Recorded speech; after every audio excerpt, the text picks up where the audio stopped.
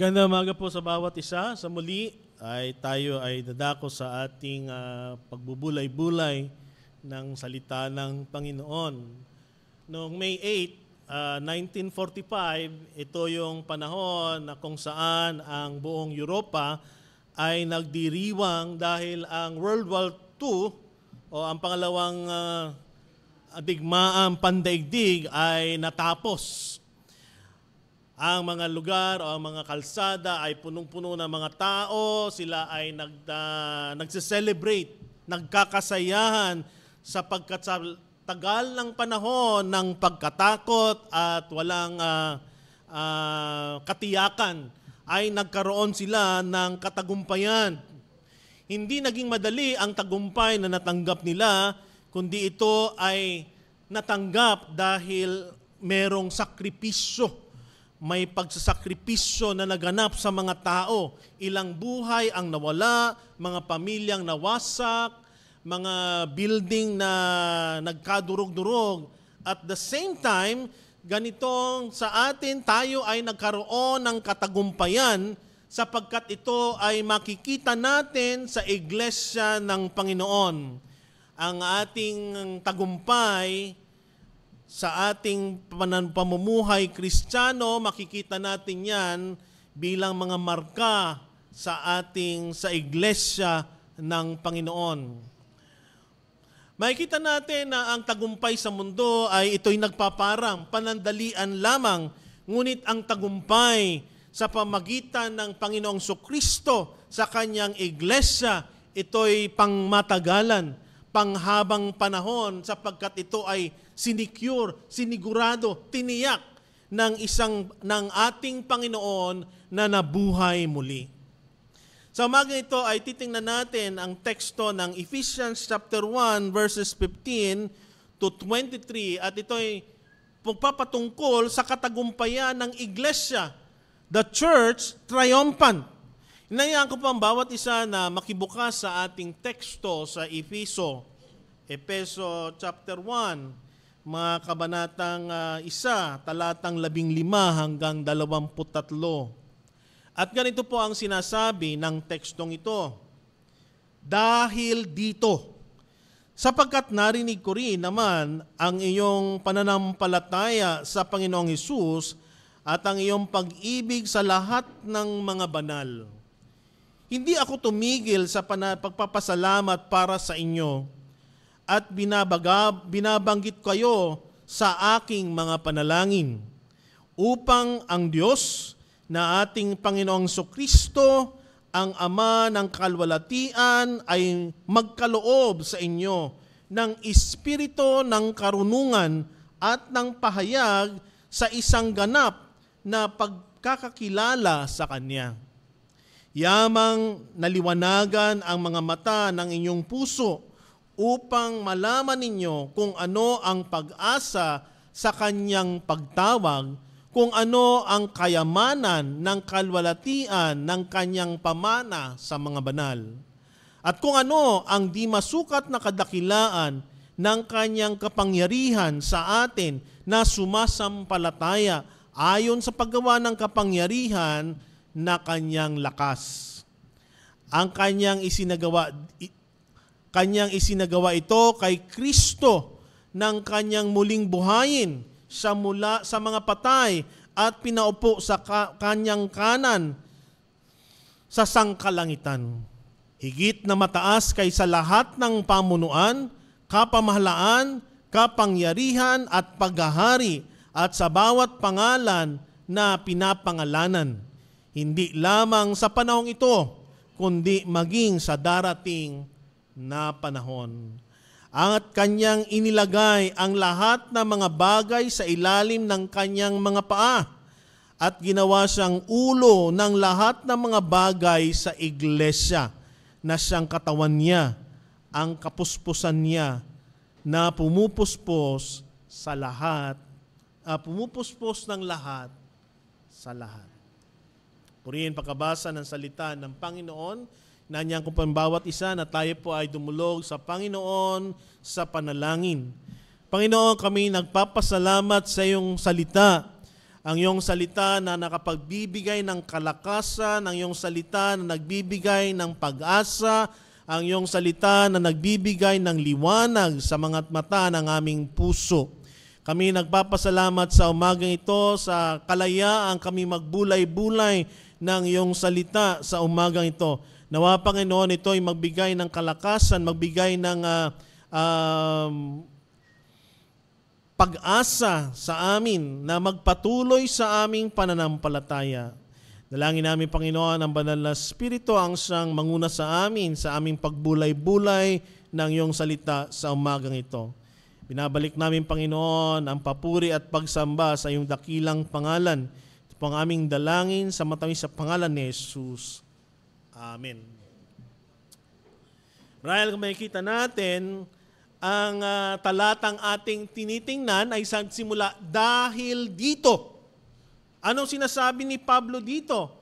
May pinanggagalingan siya doon sa mga tiningnan natin patungkol sa tatlong persona ng Diyos at ano ang kanyang ginagawa sa iglesia, na ang Diyos Ama ang nagplano sa atin ng kanyang kaligtasan, ang Diyos Anak ang siyang nagpatupad, ang siyang naggawa ng kaligtasang ito sa atin, at ang banal na Espiritu ay meron ding ginagawa. Siya ang nagbigay ng katiyakan sa atin. At yun ang ating mga tiningnan ng mga nakaraan, na tayo ay tinawag ng Diyos. Meron tayong katawagan ng Diyos. At sa umagang ito, sinasabi niya sa atin na merong katagumpayan tayong tinatanggap sa Panginoon.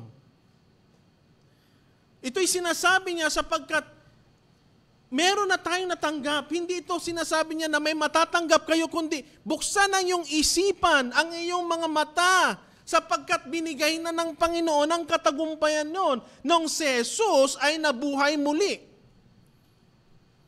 Paul writes to the Ephesians not to inform them of new blessing, but to open their eyes that the victory they already possess in Christ. Ninanais niyang tawagin ang pansin ng mga mananampalataya, lalo na mga taga-Efeso, na merong pag-asa, merong kayamanan, merong kapangyarihan na tayong natanggap na, sapagkat si Jesus ay itinaas na sa lahat ng mga bagay, nasa kanyang lahat na, sa ilalim ang kanyang kapangyarihan. Kaya ang passage na ito na tinitingnan natin, ipinapaalala sa atin na ang iglesia hindi ito mahina. Na ang iglesia hindi ito talunan. Kundi tayo ay mananagumpay kay Kristo. The church is not weak or defeated, but triumphant in Christ. So ito yung tinitingnan natin, at itong katagumpayan ng iglesia ay nanggagaling sa ginawa ng tatlong persona para sa atin. Kaya nga kung makikita natin sa verse 15, nagsimula siya dahil dito. Sa English sabi dito, for this reason. Kaya magkakabit ito dun sa tinitingnan natin. Na meron tayong katagumpayan dahil ang tatlong persona ng Diyos ay gumagawa lakip-lakip para ang iglesia ng Diyos ay magtagumpay.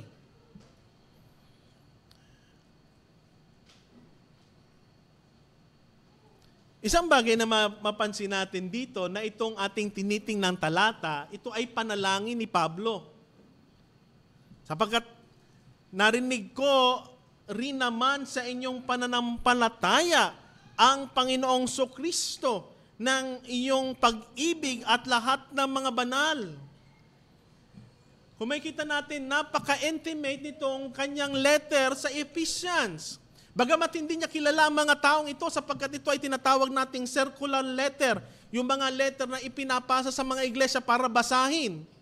Pero narinig niya ang ginagawa ng Diyos sa kanyang iglesia at siya'y nagagalak. At ito'y patunay ng iglesia ng Diyos ay buhay. Hindi ito mahina. Ito ay mananagumpay. The church triumph is grounded in Christ's resurrection and exaltation. Dito tayo nagkakaroon ng ating pag-asa. Si Jesus ay nabuhay muli. Kung kaya't ikaw bilang mananampalataya ay merong katagumpayan. Kaya sa umaga ito ang ating mensahe na nais kong ilahad sa bawat isa, that the church is triumphant. The church is triumphant because Christ is exalted over all things, granting His people hope, riches, and power. At iisa-isahin natin ang mga bagay na yan. Isang bagay na makikita natin dito, itong mga talatang itong binabasa natin ay nagbigay sa mga sinaunang mananampalataya ng katiyakan, ng confidence sa panahon na sila ay dumaranas ng persecution. Kaya sabi niya, itinaas na ang Panginoon sa lahat ng pangalan na pwede nating sabihin, mga kapangyarihan na pwede nating ilatag. Ang Diyos, si Jesus, ay nagtagumpay na. O kaya sa magang ito, kung may kinakausap ako dito na tingin natin ang ating buhay ay parang talunan, defeated life. Ito ang sinasabi sa atin, ang pinagtagumpayan na ng Panginoon, ang mga bagay na yan. Kailangan mo lang balikan, buksan ang iyong isipan, open the eyes of your heart. Yan ang ginamit niyang illustration dito. A figurative statement ng ating puso. Buksan natin ito sa Panginoon, makita natin ang mga kaalaman na makapagbibigay sa atin ng kalakasan kung tayo nanghihina. Kung tayo nagkakaroon ng anxiety, we can trust God na napagtagumpayan ang lahat ng bagay na ito.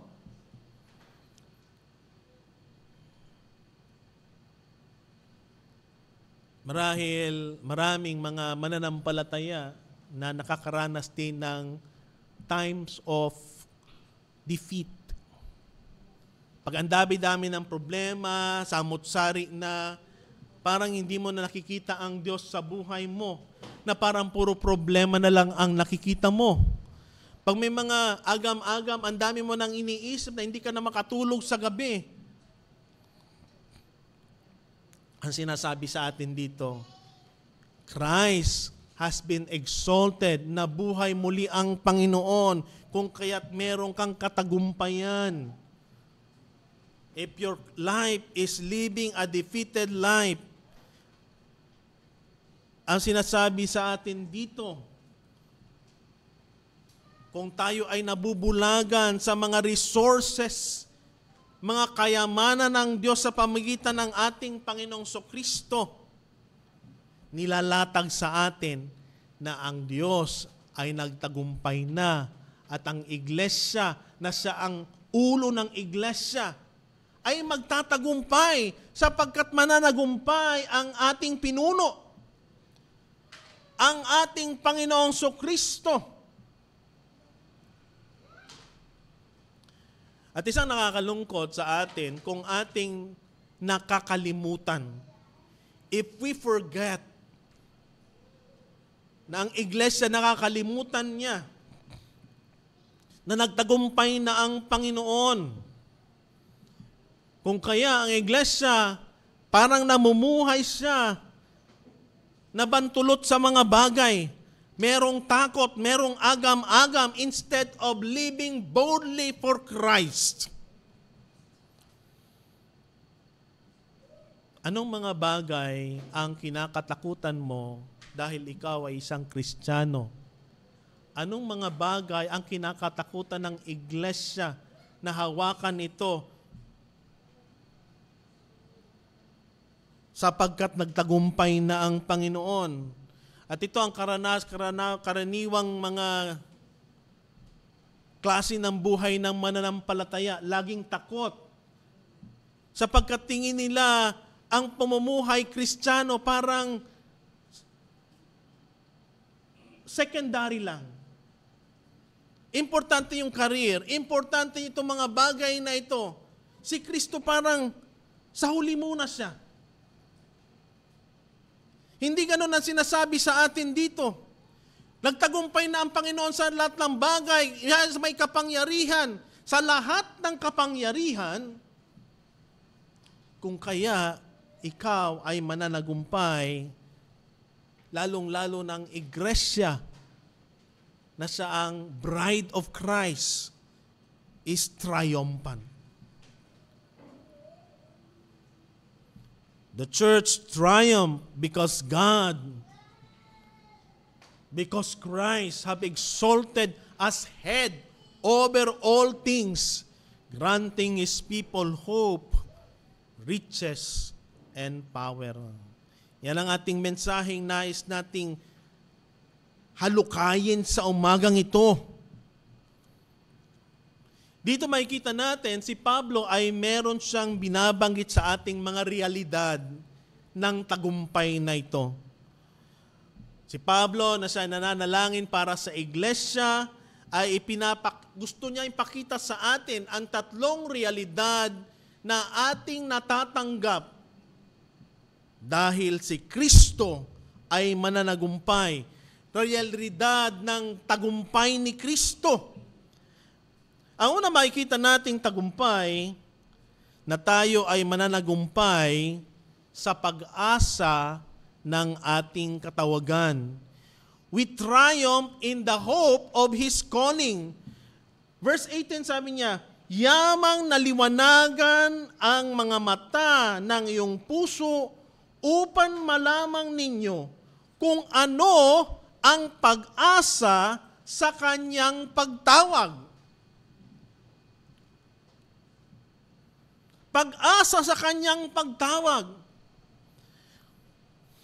Kadalasan ito yung bagay na ating inaasam. Meron ba tayong pag-asang nararanasan? Sa mundong ito, pag naririnig niyo mga iba't ibang klase ng news, lindol dito, bagyo doon, mga kaguluhan sa iba't ibang anong napapansin natin? Panginoon, magdidilobyo na ba? Ano bang nararanasan natin? Nag-aagam-agam ba tayo? Natatakot ba tayo? Marahil ito ang nararanasan ng iba.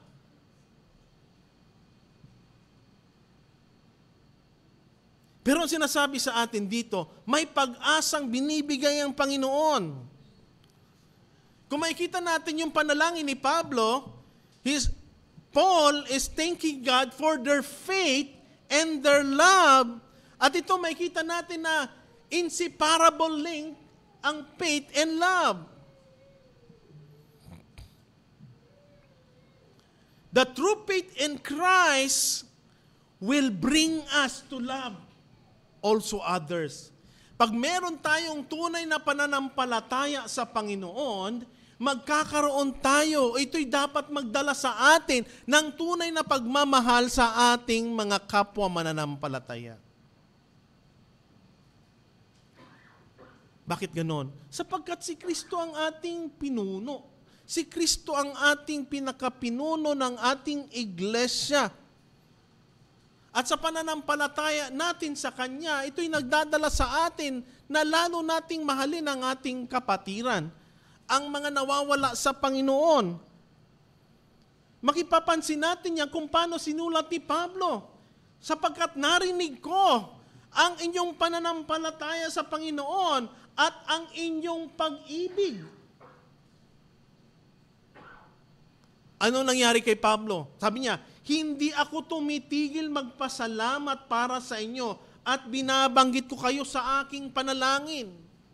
Yun ang nagaganap sa ating mananampalataya. Pag meron tunay tayong pananampalataya sa Diyos, we will have compassion to our brethren.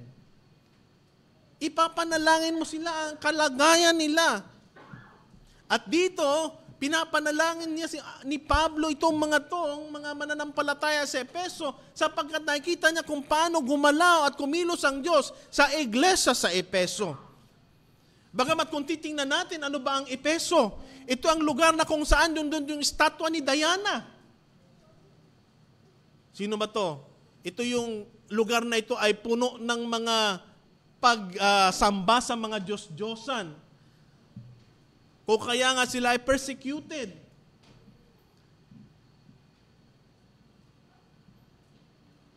And yet, even though ganun ang kalagayan ng lugar nila, nagpapatuloy sila na manampalataya sa Panginoon sapagkat nakikita nila na merong katagumpayan ng iglesia sapagkat si Kristo ay nabuhay muli. At itong pinalangin ni Pablo sa kanila,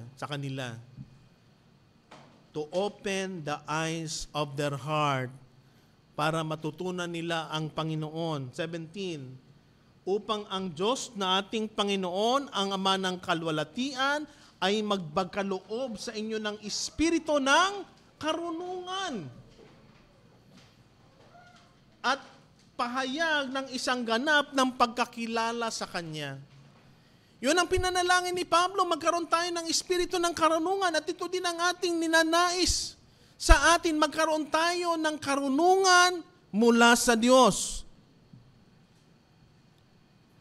Sapagkat pag inopen ng Diyos ang ating isipan sa Kanyang karunungan, maiintindihan natin ang Kanyang salita, maiintindihan natin ang Kanyang mga pangako, maiintindihan natin mas malalim na kaparaanan kung sino ang Diyos sa atin.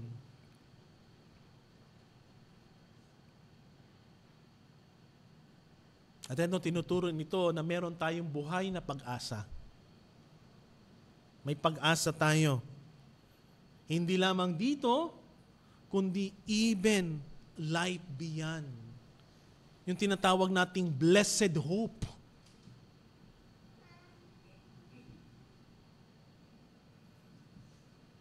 Believer share in a living hope secured by God's effectual calling. Sa pag-aaral natin ng evangelism, nakikita natin na ang Diyos ang tumatawag ng mga mananampalataya para lumapit sa Kanya. Ang kailangan lang natin gawin, magpatuloy tayong magbahagi ng ebanghelyo ng kaligtasan sapagkat Diyos ang pumipili. Diyos ang nagpapalago. Diyos ang nagbibigay ng katiyakan at ng pag-asa. Nawawala na ba tayo ng pag-asa? Ilan sa atin dito ang nawawala ng pag-asa? Saan ba natin inilalagak ang ating pag-asa? Marahil sa mga nangyayari sa ating gobyerno, sa nangyayari sa mundo, minsan naman sa isip na, saan ko na lang ba ilalagak ang aking pag-asa?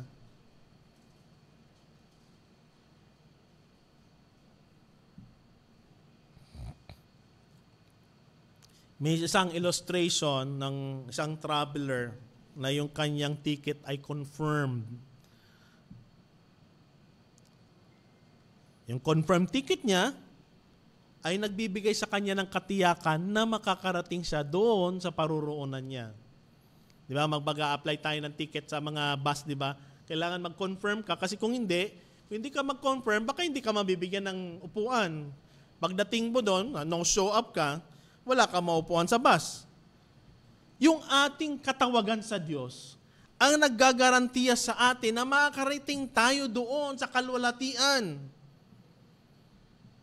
Yung katawagan ng Diyos sa atin at yung katawagan ng Diyos sa atin, yan ay nagbibigay sa atin ng pag-asa.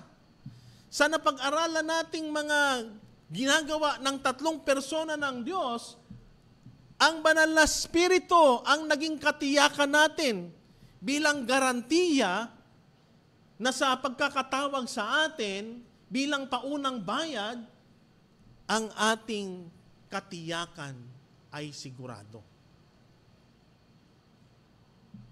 Hope is faith looking forward. Hindi yan yung ang hope na binabanggit nito na parang agam-agam o na mangyayari, kundi ang pag-asa na sinasabi dito may tunay na katiyakan. Kasi merong hope na parang mag-aasa ka lang na kung darating ba o hindi. Pero dito ang sinasabi sa atin, ang hope na binabanggit ni Pablo dito, it is a faith looking forward. Na yung pananampalataya natin pagdating ng panahon, ito'y isang katuparan. Makikita natin si Kristo ng harapan. Makikita natin yung mga kanyang mga pinangako ng harapan. So hindi yan parang mangyari o hindi, kundi merong magaganap sapagkat tiyak ang sinabanggit ng Panginoon. The hope, itong magiging reality, yung pananampalataya natin magiging realidad pagdating ng araw.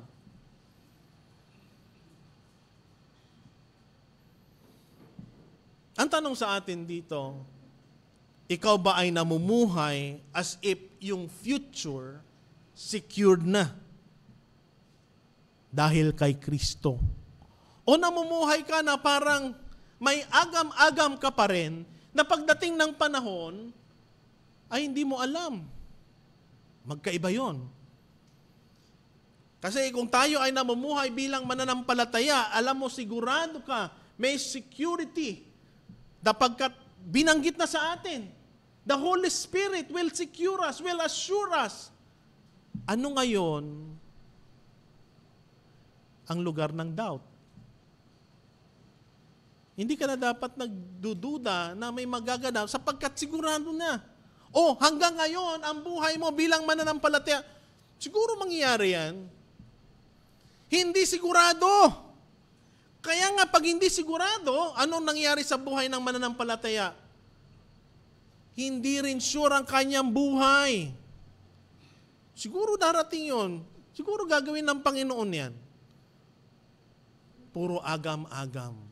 Pero ang sinasabi sa atin ni Pablo dito, that there is security because our hope, the calling that we have, has triumphed because of Christ. At yung ating katawagan ay may pag-asa sapagkat darating ang panahon, it will come to a reality.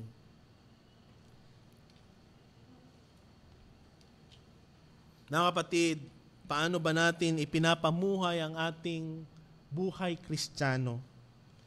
Ito ba ay buhay na parang walang katiyakan?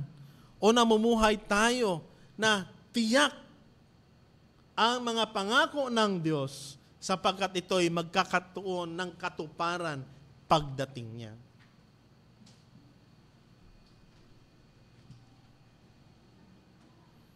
Hindi nagtatapos si Pablo doon.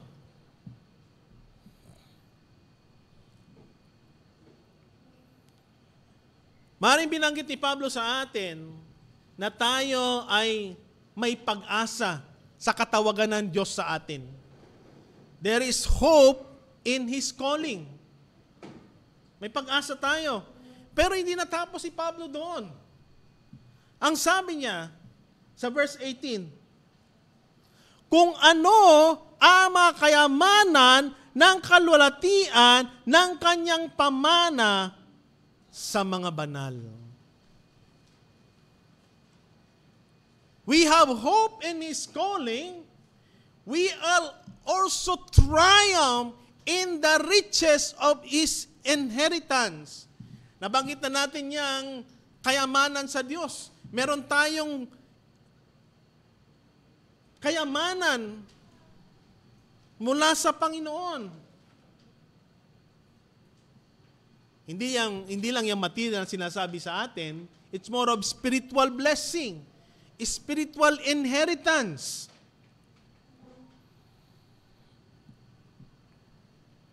Kaya nang binanggit ni Pablo dito, open your eyes, enlightened. Na ang mga mata ng iyong puso ay naliwanagan, yamang naliwanagan ang mga mata ng iyong puso. A metaphor, yung special perception. Paano natin tinitingnan ang mga pangako ng Diyos? Marahil kung ating tinitingnan ang iglesia na walang kapangyarihan, mahirap ang iglesia, ang sinasabi sa atin dito, God's inheritance, treasured and rich in His sight.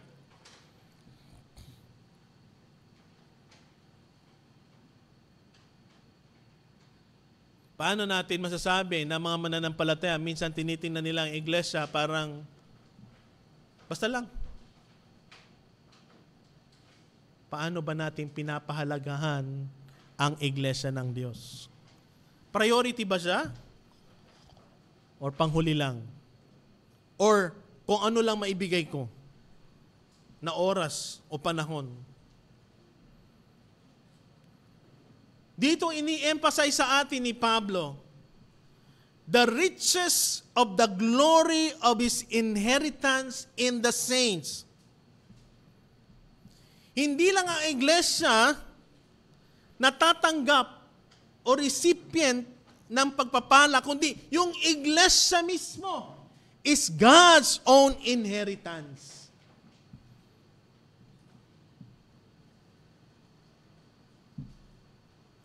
Ito ang minsan kanamanlian ng mga iniisip pag sinabing God's inheritance, something more of material.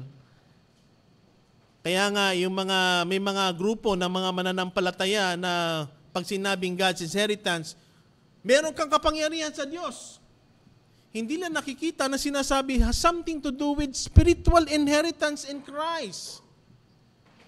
We have spiritual wealth in Christ. Ano yon? Yung ating identity. Yung pag-adapt ng Panginoon sa atin at yung kalwalatian niya. Yes, pinagpapala tayo material sapagkat hindi tayo pinagkukulang ng Panginoon. Pero more than that, ang dapat nating pagtingin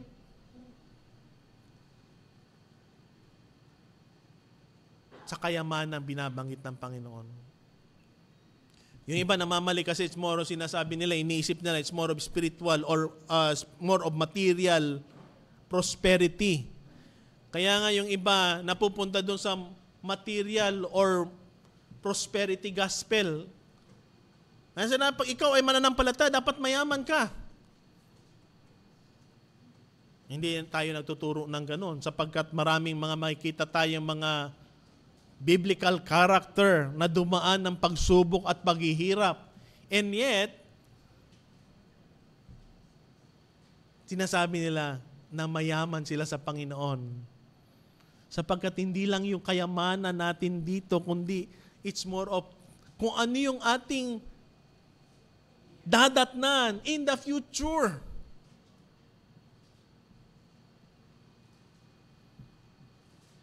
The riches of the glory of His inheritance in the saints. The church is not only recipient, but also God's own inheritance. Kaya nga makikita natin yung mga reformer, ini-insist nila yung believers' priesthood at saka yung kanilang inheritance in Christ against doon sa ginagawa ng Roman Catholic na mediatorial system ng Rome. Na ang bawat mananampalataya, you are a recipient of God's spiritual blessing. Hindi mo na kailangan ng iglesia para sa pamagitan lang ipagpalain ka, kundi ikaw mismo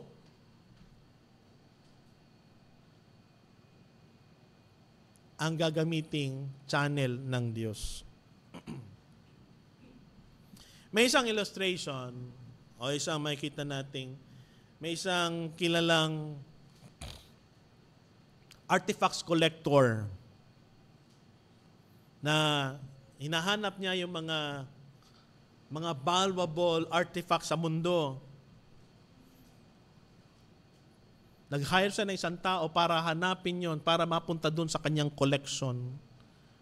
Makita niya, yung hinahanap niyang artifacts o yung yaman na yon, ay nandun na sa collection niya. Nandun na pala sa mga hinahanap niya. yung kayamanan na yon, yung artifacts na yon. Nagpunta siya sa mga ibang mga museum, mga archaeological site. Nung hinar niya, nandun na sa collection niya. Parang sinasabi sa atin, bilang mga mananampalataya, na meron na tayo yung yaman ng Diyos, binigay na sa atin. Minsan hindi natin nire-realize na ang Diyos ay nagbigay na sa atin ng kayamanan at your own disposition.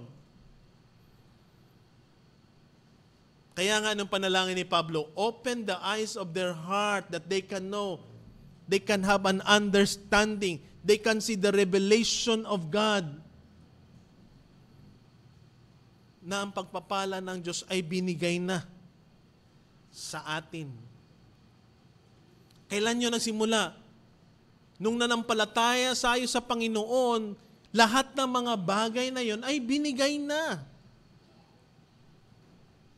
Nandun na yung kaligtasan. Nandun na ang banal na Espiritu na binigay sa atin. Minsan hindi natin nare-realize na ang Diyos ay nagbigay na ng mga pagpapalang ito. Kung kaya ang panalangin natin, Lord, open the eyes. Open our eyes to see God's power in your life. Sabi ni John Calvin, God's people are His portion, His delight, His crown. Nakikita natin ang kahalagahan ng iglesia sapagkat ito yung bride of Christ na siyang kukunin niya pagbalik niya. At nais nyo ito'y walang wrinkle, walang bahid ng karumihan. At dito habang tayo is going to that point na kung tawagin tayo ng Panginoon, inaayos tayo ng Panginoon. Kaya nga, pinipino tayo, pinili ka, at pinipino ka ng Diyos. Kaya nga habang dito tayo sa mundo, Lord, anong nais mong ayusin sa aking buhay? Kung gusto mo akong durugin, Panginoon, durugin mo upang ang perfume lumabas. Di ba mayroong isang babaeng mababa ang lipad na lumapit sa Panginoon? Binasag niya ang pabango na yon, ginamit niya ang kanyang buhok, ipinunas sa paa ng Panginoon. At yun, naamoy the aroma. Yan ang nais ng Panginoon gawin sa atin. Kaya minsan dumaraan tayo ng mga pagsubok, ano ba yung natutunan natin doon? Pinadadaan tayo minsan ng Panginoon ng mga pagsubok para ayusin tayo, maging katulad tayo sa Kanya. Upang mabasag tayo, upang lumabas ang tunay.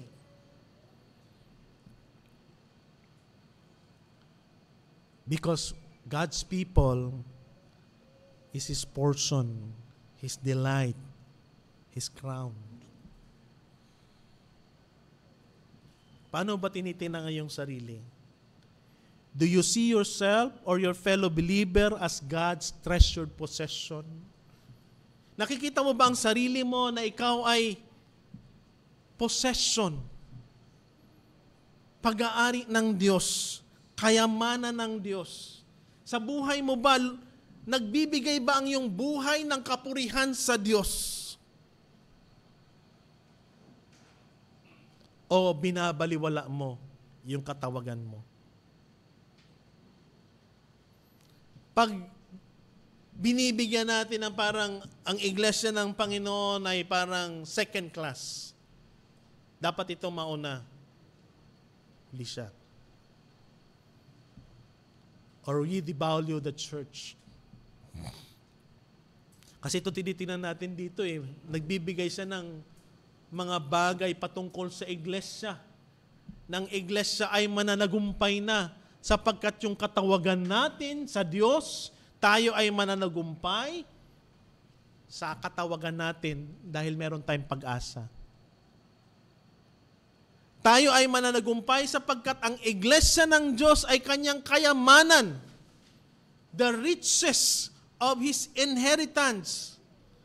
Makikita natin yung inheritance yan. Binanggit na ni Pablo yan sa mga unang mga talata na tinitingnan natin. That we are the treasure of God. Do you see yourself as God's treasure? Or you see yourself a devaluation, devalue the church? Mga kapatid, pag-isipan natin ito. Gaano ba kahalaga ang katawagan ng Diyos sa atin? Gaano ba kahalaga ang iglesyang tinubos ng Panginoon upang maging kanyang bride? Ito yung mga realities, mga katotohanan na dapat nating makita para sa ating iglesia na tinubos ng Diyos. At meron pang panghuling makikita natin, binanggit si Pablo dito, na tayo ay may kapangyarihan sapagkat si Jesus ay nabuhay muli. We triumph in the power of His resurrection. Kung paanong si Jesus ay nabuhay muli sa mga patay, ano yun para sa atin? Mangyayari sa atin din yun. At yung kapangyarihan na yun ang kapangyarihan na kung saan ang iglesia ay mananagumpay. Christ's exaltation, raised, seated, and given authority. Sabi niya, for all things, especially for the church. Lahat ng bagay.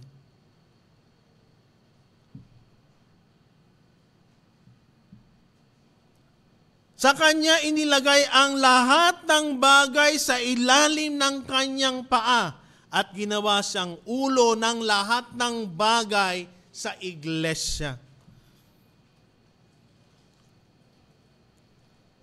Kaya nga ang namumuno sa iglesia, ang Panginoong Hesus.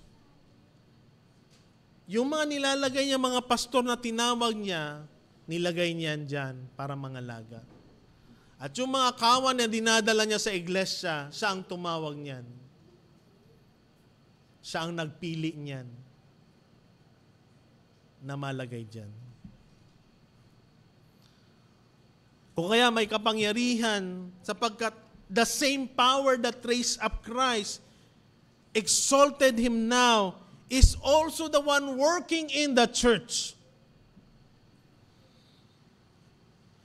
Pag tinignan natin itong talatang ito, lahat ng mga katawagan patungkol sa kapangyarihan binanggit ni Pablo dito.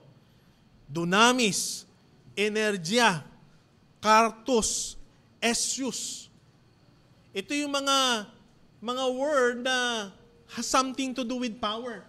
At sa text na ito, nandito lahat ito.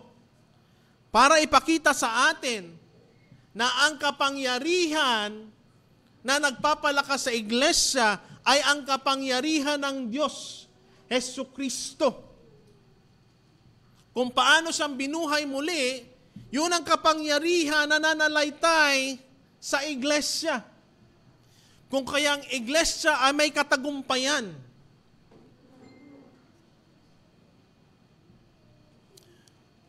The resurrection of Christ, His ascension, His reign. Marahil yung ibang mga tao, pag sinabing power, ang isipan nila, ito yung usual na misunderstanding, that power equates sign and wonder. Di ba? There is a power, miracle power in this church. Ang sabi doon, ibig sabihin yun, signs and wonder. Pero hindi yan ang binabanggit ng Panginoon dito. Ipinapakita ni Pablo dito na ang kapangyarihan, binabanggit niya, ang pamumuno ni Kristo, Christ's lordship over all rulers, over all authorities. Yan ang kapangyarihan binabanggit ni Pablo dito. Kung kaya nga tayo ay mananagumpay. We are soldiers of Christ. Kaya yung kinanta natin, who is on the Lord's side? Tayo ba ay nasa panig ng Panginoon? Sapagkat ang Panginoon natin ay mananagumpay na. Christ's lordship over all rulers and authorities. So ibig sabihin, mas makapangyarihan pa siya sa lahat ng mga pangulo ng bansa, sa lahat na namumuno sa mundong ito, sapagkat siya ang ultimate overall ruler of all the world. Kaya nga itong mga talatang ito nagbigay ng kalakasan sa mga mananampalataya noon na sila ay persecuted, nagpatuloy sila. Sapagkat kahit sila pinahihirapan ni Nero, pinahihirapan sila ni Caesar, walang kwenta itong mga ginagawa nila. Maaring yung katawan lang nila ang mapapahirapan, pero in the end, they will have Christ. They knew that the overall ultimate power rests in the Lord Jesus Christ, the Creator of all, the Lord of lords, the God of all gods. Nawa ito'y maging encouragement din sa atin, mga kapatid. Ng iglesia ng Panginoon, si Kristo ang pinakaulo ng iglesia at meron tayong katagumpayan sapagkat siya ang namumuno sa lahat ng bagay sa ilalim ng kanyang kapangyarihan. Christ was the Lord over Caesar. Yung kuryente, nakikita ba natin kung paano dumadaloy siya? Nakikita lang natin mga linya, pero hindi natin nakikita yung power na dumadaan dyan.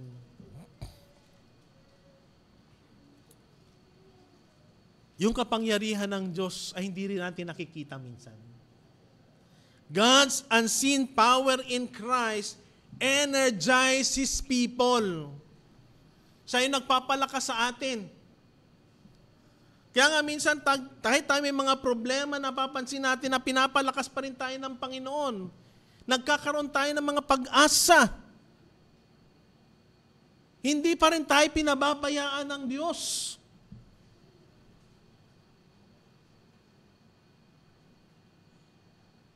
Kaya nga yung kapangyarihan, sabi ni Spurgeon, the resurrection of Christ is the victory of victories. Kaya napakahalaga yung resurrection power ng Panginoon Kristo. Yung kanyang pagkabuhay na muli ay meron siyang napaka-importanting role sa buhay natin. Sapagkat mula doon nakikita natin ang kapangyarihan ng Diyos. Ano man ang iyong problema, ano man ang iyong kalagayan, ano man ang pinagdadaanan mo, lilipas din yan. Hanggang dito lang yan. Pero yung ating titingnan for all eternity is more than that. Are you living as if Christ reigns over all, or you still hold the world? Ang pag-isip mo pa rin na ang mundo ang siyang makapangyarihan pa rin, ang may hawak ng kapangyarihan. Or ang kaisipan mo, ang Diyos ang may kapangyarihan ng lahat ng bagay. Even ang mga pinuno ng mundong ito, siya ang makapangyarihan. Sapagkat pag gano'n ang ating kaisipan, we trust God more than whatever we see. Anong struggle ang pinagdadaanan mo sa iyong pamilya? Are you living with hope in your family struggle? Nalalaman mo na si Kristo ang may kapangyarihan sa iyong buhay,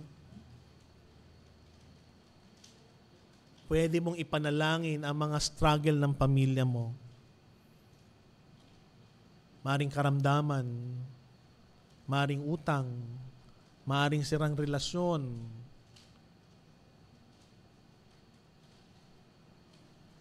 or mga kasalanang personal na hindi alam ng iba.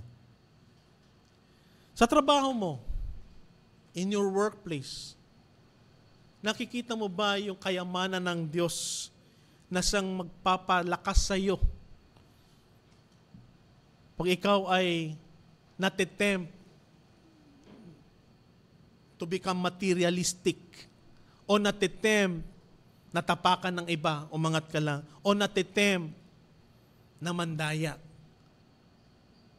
para makakuha ng kickback. Maraming mga challenges na pwede nating tingnan.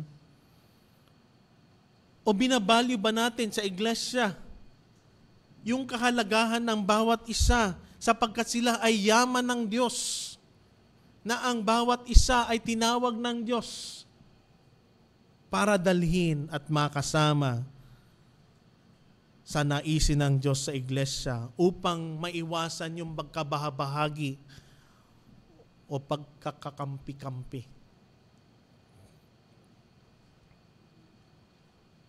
Nakakalungkot, marami mga iglesia nagkakawatak-watak sa pagkakampi-kampi o division o hindi nagpapatawad sa isa't isa. Sa ating society, na puno ng mga usapin ng korupsyon, sa ating society na puno ng mga nangyayaring pagkilos ng kalikasan, bagyo, lindol, pagputok ng bulkan, do you still believe that God reigns in all these things? Examine our life. Are we living in despair or are we living in triumph? Mga kapatid, nawa ito'y magbigay ng kalakasan sa atin ang panalangin ni Pablo sa mga taga-Ephesians, na hindi na binabanggit niya mga bagong pagpapala, kundi mga papalang nandyan na, sapagkat si Jesus ay nabuhay muli. Meron kang kapangyarihan, meron kang pag-asa sa iyong katawagan, the hope that secure your future, o yung kayamanan na binabanggit niya, the riches of His inheritance. It defines your identity as a children of God. O yung kapangyarihan ng Diyos na nagbibigay ng garantiya na ikaw ay mananagumpay sapagkat si Jesus ay nagtagumpay na. Ang mga katagumpayan sa mundong ito ay nagpaparam, panandalian lamang. Pero ang tagumpay ng Panginoong Kristo ay pangmatagalan at pwede nating panghawakan. Anong tagumpay ba ang pinangahawakan natin sa ngayon? Tagumpay ba ng mundo o tagumpay ni Kristo? O patuloy pa rin tayong namumuhay na as if para tayong talunan, na dinidishonor natin na ang Diyos ay nagahari ngayon at magpakailanman. At merong tagumpay na tayo mararanasan sa pag-asa ng Diyos sa atin. Because the church is triumphant because of Christ's resurrection. Not because of ourselves. Hindi natin kayang gawin to. But because si Kristo ang nagtagumpay na. Siya ay itinaas na. Nandun sa kalangitan. Interceding for you and for me. So ang panawagan ko sa bawat isa, live boldly for Christ, worship joyfully, and serve faithfully, because the church that we are serving is under Christ's headship. At yan ay nagtagumpay na. At kanyang inilagay ang lahat ng bagay sa ilalim ng kanyang paa at ginawa siyang ulo ng lahat ng bagay sa iglesia, na siya'y katawan niya, ang kapuspusan niya na pumupuspos lahat sa lahat. Mga kapatid, nawa ito'y maging challenge sa atin na ang iglesia ng Diyos, hindi ito mahina, hindi ito talunan, kundi ito'y mananagumpay. Dahil si Kristo ay nabuhay muli, meron tayong katagumpayan. Tayo po'y manalangin. Panginoon, salamat sa iyong mensahe ng katagumpayan. Tunay nga, Panginoon, na tulungan mo kami na huwag kaming mamuhay na as if talunan sa ginagawa ng mundo. Dalangin namin, Panginoon, na patuloy mo kaming palakasin bilang mga sundalo ng iyong kaharian na nagpapatuloy upang sirain ang ginagawa ng kadiliman sa mundong ito, maging ilaw at asin sa mga lugar na madilim, maging asin sa mga lugar na nabubulok na at nasisira. Salamat, Panginoon, at ikaw ay buhay na Diyos na aming malalapitan. Tunay nga, Panginoon, na ikaw ang ulo ng iglesia at nawa kami din ay, Panginoon, tulungan mo na magtiwala sa iyong kapangyarihan, sa iyong pag-asa, sa iyong kayamanan na laan para sa iyong mga anak na nandyan na. Kailangan lang namin buksan ang aming mata, ng aming mga puso na makita namin na ang Diyos inilatag na, inihanda na ang mga bagay na ito para sa amin. Salamat, Panginoon, na paalala sa amin na kami hindi talunan, ang iglesia ay hindi talunan. Ito'y mananagumpay sapagkat ang kapangyarihan na dumadaloy sa iglesia ay kapangyarihan ng isang buhay na Diyos na buhay na muli at mananagumpay. Ngayon nasa langit na, nakaupo sa trono ng biyaya ng Diyos, sa kanang kamay ng Diyos that speak of authority all over the world, all over the lords, all over the gods in this world. Nawa, Panginoon, ano man ang aming pinagdadaanan, mga problema, ano man ang aming mga karamdamang pinagdadaanan ngayon, ano man ang mga sigalot na kung saan naroroon kami ngayon, alam mo, Panginoon, ang aming kalagayan.